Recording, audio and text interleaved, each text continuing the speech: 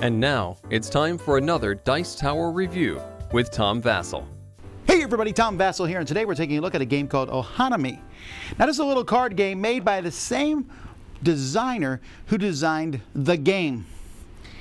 And by that I mean a game called The Game, and it's not like any other game, it's just called The Game because... Stop naming games The Game, it's so annoying! Anyhow, I think The Game, it's a cooperative game in which you're working together to count numbers up or down. And there's also the game Quick and Easy, which I believe Z is reviewing this week. It's okay. It's fine. I don't mind it. You're kind of working together, and I don't mind it, but it just doesn't really do a lot for me. This game has something similar, but it's no longer cooperative. It's competitive, and it adds one of my favorite mechanisms, which is drafting, where you have some cards, you'll keep some and pass them around. But, who knows? Let's find out.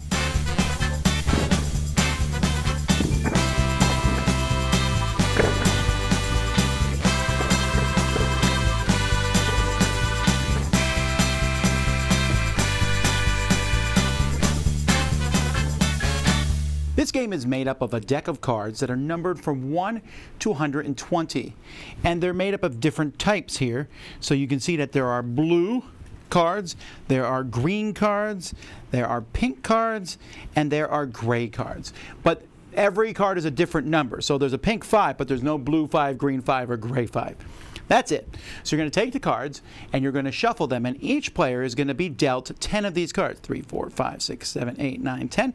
They're going to look at these 10 cards. They're going to choose 2 cards to keep, and they're going to pass the rest. Once everyone has chosen them, you're going to reveal your cards and you're going to put them in front of you. Now, each player is going to have 3 gardens in front of them. That's 3 columns of cards. So maybe, for example, these are the 3 columns I have in front of me. When you take these cards, you may discard one or both, which you don't have to put them in your gardens. But if you do add a card to one of your gardens, it has to be either higher than the highest card in that garden or lower than the lowest one. So this 38 can be placed in this garden because it would be the highest, or it could be placed in one of these because it would be the lowest. So let's say I place it here. If I have the 16, I could place the 16 here because it's lower than 21. This 35 is lower than this. This 39 can't go in this column at all because it's higher than 35 and it's lower than 75. It could go here in this column because it's lower than 81, or it could go in this column. But you have to be careful as you draft these cards because you could cut yourself out of being able to put out a certain card. There's going to come a point, let's say, for example, I put a 2 here, which would be a pretty bad idea. At this point, if I draw a 37, I can't play it in any of these columns because 37 is lower than the highest number here and higher than all the low numbers there. Now, once players have put out all 10 cards, you take 2, pass them, take 2, pass them until you put out 10 cards. At that point, you're going to score for the cards you have out in front of you. Each blue card you have is going to score you 3 points. Then, you draw 10 more cards each, and you do it again. After the second round, the only difference is you pass the other direction. After that round, you're going to get 3 points for the blue cards again, and green cards are going to give you 4 points. You take 10 more cards, pass them around, do it again. Then the blue cards will score you 3 points again. So if you put a blue card out in the first round, that blue card's worth 9 points. Green cards will score you 4 points again. Gray cards will score you 7 points. And pink cards are going to score you points depending on how many you have. And so there's a little chart here on the side of the box that shows, for example, if I have 7 pink cards, that's worth 28 points. If I have 15 or more, I get 120 points. You will add together all these points, and whoever has the most points is the winner of the game. The cards are good quality. They're not amazing quality. I wish they were linen finish, but they're good quality. They look pretty as all get out. And I like that each of the cards, I have not compared them all to see if every card has a different image. But if they don't have a different image, there certainly is a ton of different images to the point where I don't think there is a duplicate one now that I'm looking at them. Well, wait, maybe 82 and 88 are the same. Yeah, okay. But still, there's a lot of different artwork here. So it's kind of a pretty game to look at. Now, I mean, most of the time you're going to be ignoring maybe what's on the cards because you're caring about the numbers and the symbols, and the different colors each have a different symbol, so it's pretty easy to tell them apart. But yeah, that's the components of the game, or a deck of cards. Now the score sheet's nice. It's easy to fill up. You're going to maybe run out pretty quickly. I, as always, will just laminate one and use that one over and over again. This is a really entertaining little card game.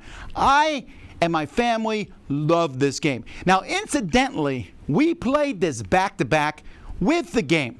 My kids had never played the game before, so I said, hey, let's play the game. We played it. I said, what did you think? They're like, it was fine. I said, okay, well, let's try this one.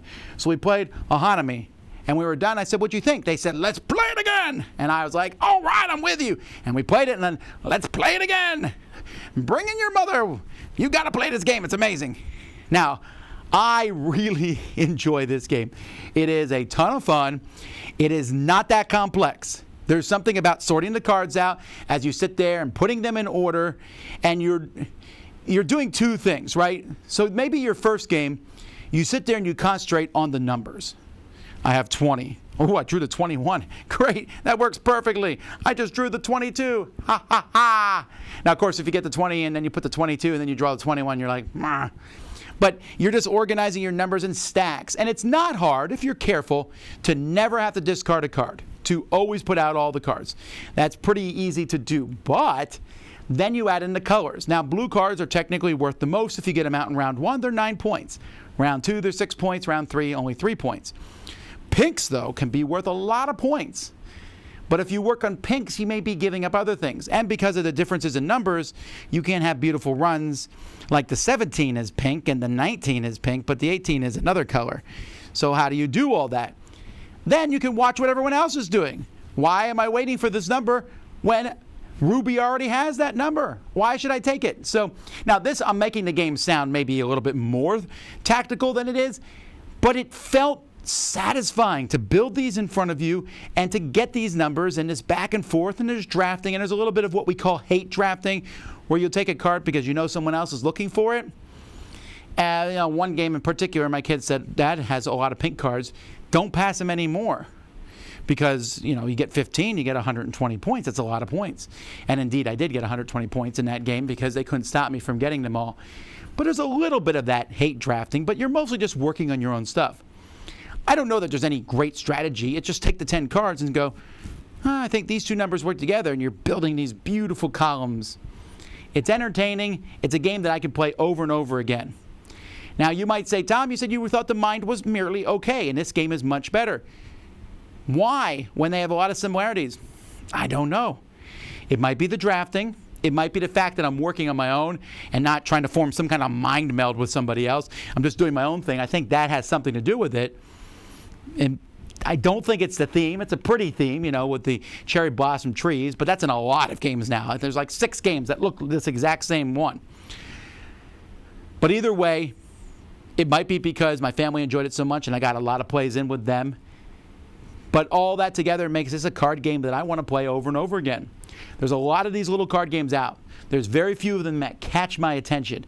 This is one that caught it, and I wanted to just keep playing and have a great time with. And that is the definition of fun for me. So for that, I can give this a very high recommendation. Ohanami, check it out. I'm Tom Vasel. We'll see you next time. Dice Tower Judgment, excellent.